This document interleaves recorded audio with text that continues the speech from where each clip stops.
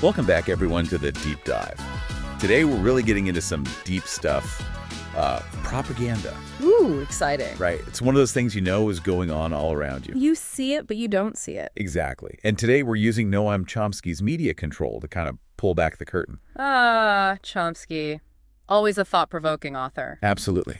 So this book, it's all about how propaganda is used, to shape what we think. Especially in the media, right? Right. Because we tend to think of democracy as this ideal system. Like everyone's informed, everyone gets to participate. Right, but Chomsky argues that it's not always like that. Not even close, according to him. He actually lays out two contrasting views of democracy.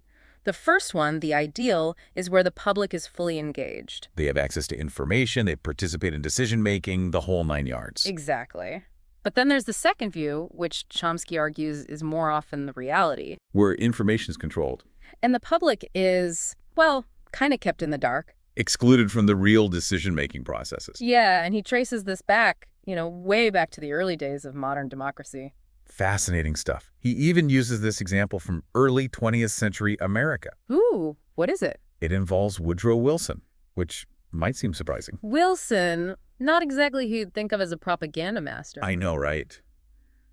But Chomsky makes a compelling case. Lay it on me. So Chomsky shows how Wilson's administration basically pioneered modern government propaganda, especially during World War I. Wartime propaganda, a classic example. Exactly. And it all revolves around this group called the Creel Commission. The Creel Commission. Yep. Their whole job was to convince the American public to support the war effort, which was tough because most Americans were actually pacifist at the time. Wow. So they had their work cut out for them. They did. And the crazy thing is, they pulled it off in like 6 months. 6 months? Yeah. That's incredible. It's mind-blowing when you think about it. Shifting an entire nation's attitude so drastically in such a short time. Yeah, that just shows you how powerful propaganda can be.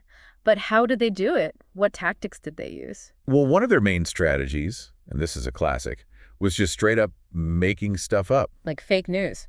Basically, they fabricated stories about horrific atrocities supposedly committed by the enemy, to demonize them. So playing on people's fear and anger. Exactly. Classic propaganda tactics. Makes sense. It's easier to rally people against a perceived monster. Right. And they also targeted specific groups like influential intellectuals.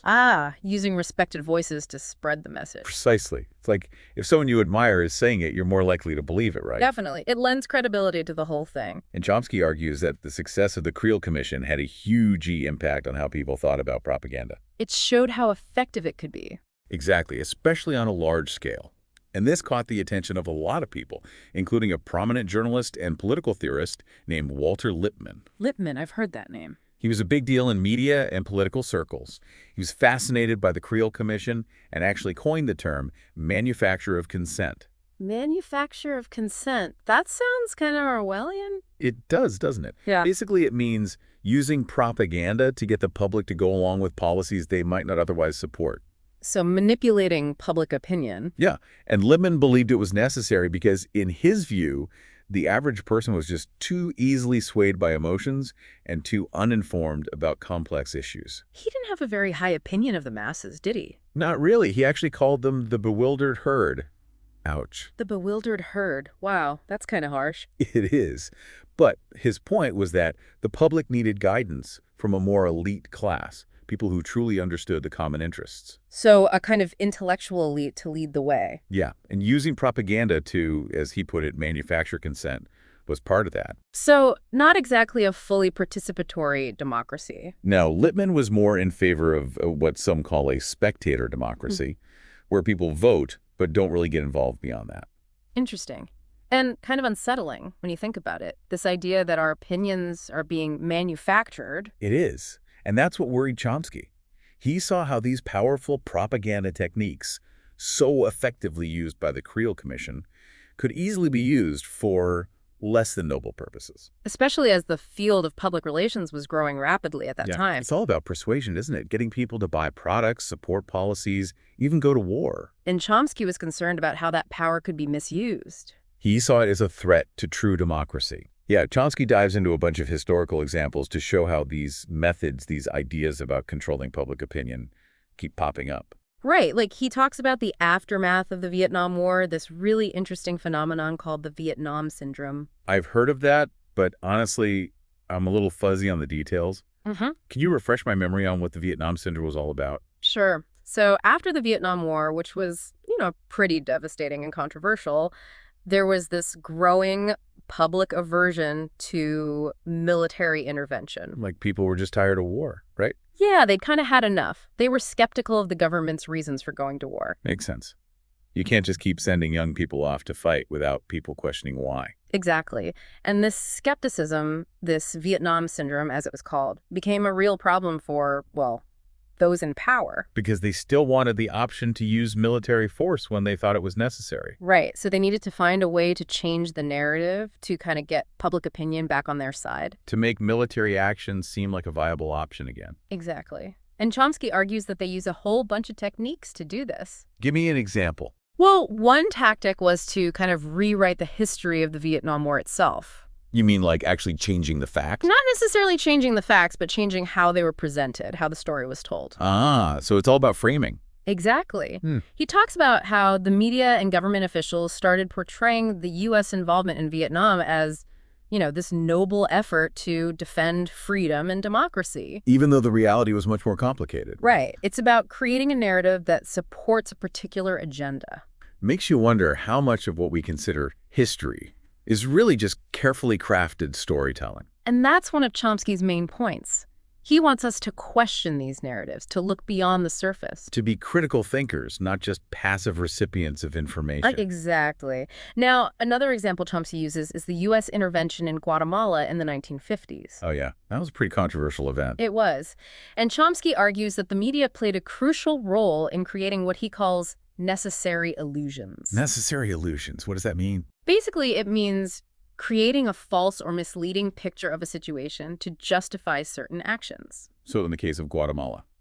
The U.S. intervention, which involved overthrowing a democratically elected government, was presented as, this necessary step to combat communism. Even if that wasn't the whole story, or even necessarily true. Exactly. It was about framing the situation in a way that would garner public support, even if it meant distorting the truth. And this all ties back to the idea of manufacturing consent, right? Yeah. Getting the public to agree to things they might not otherwise support. Exactly. And Chomsky argues that this tactic, the creation of necessary illusions, has been used time and again to justify all sorts of interventions and military actions. Like in the Gulf War, for example. Right. Saddam Hussein was painted as this, almost larger-than-life villain, a threat to the whole world. I remember that time. It was all over the news, how dangerous he was. And that's exactly what Chomsky criticizes.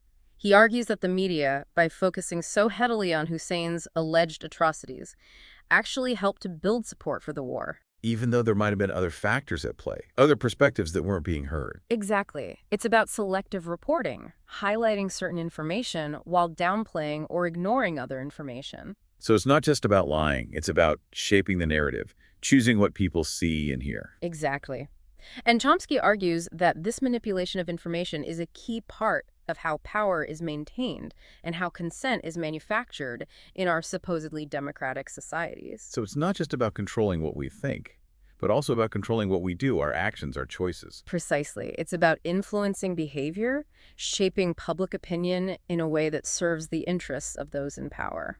It's pretty unsettling, this idea that we're being manipulated, even if we don't realize it. And that's why Chomsky's work is so important. It's about raising awareness, encouraging us to think critically, and to question the narratives that are being presented to us. To become more informed and engaged citizens, not just passive consumers of media. Yes, exactly. It's about reclaiming our power, our ability to think for ourselves, and to make informed decisions. And that brings us to another key point Chomsky makes about how propaganda works. Okay, I'm all ears. He talks about this idea of constantly creating enemies, always having some external threat to focus on. To keep the public distracted. Exactly. It's like that old saying, the enemy of my enemy is my friend. It's about creating a sense of unity, of us versus them. And when you have an enemy to rally against, it's easier to ignore problems at home, right? Right. like social or economic issues that might be harder to address. It's much easier to point fingers outwards than to deal with our own internal conflicts. Exactly. And Chomsky argues that this tactic of creating enemies is particularly effective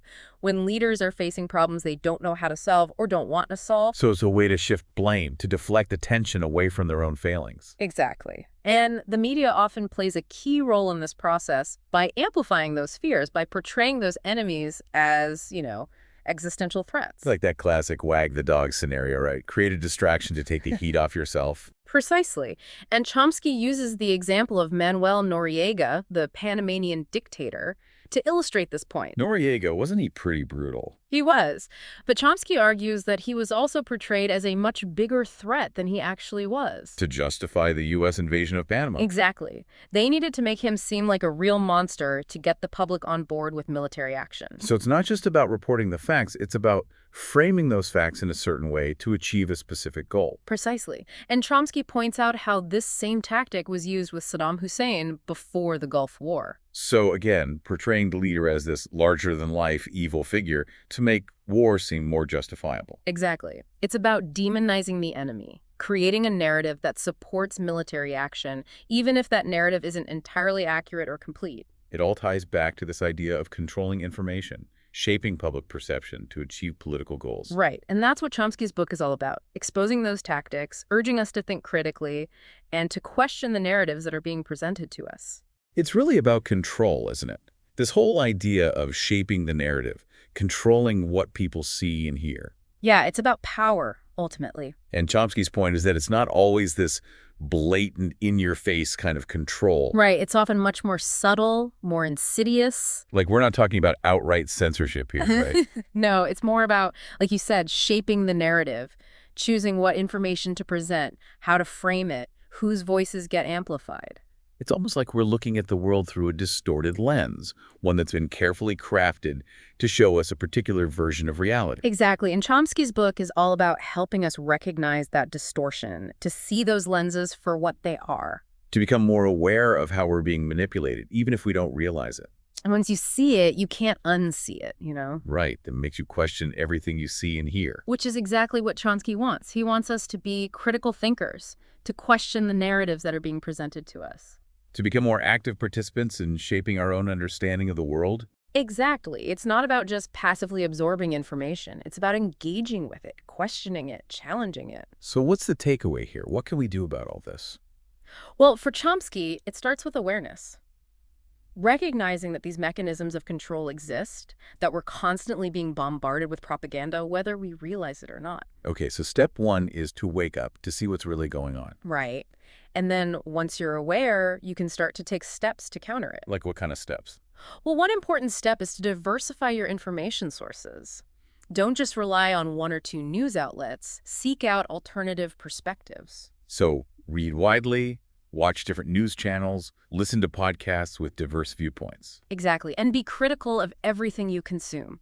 Don't just take things at face value. Ask questions. Do your own research. So it's about becoming more discerning, more skeptical. Exactly. And don't be afraid to challenge the narratives that are being presented to you. To speak up, to voice your dissent, to engage in open and honest dialogue.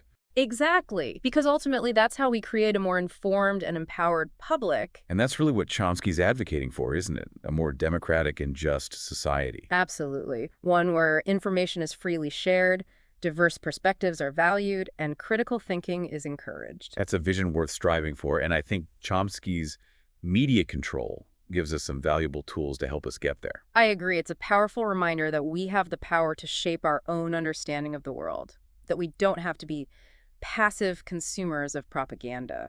So, for our listeners out there, remember to question everything, seek out diverse perspectives, and don't be afraid to challenge the narratives that are being presented to you. Because the more informed and engaged we are as citizens, the better equipped we'll be to create a more just and equitable world.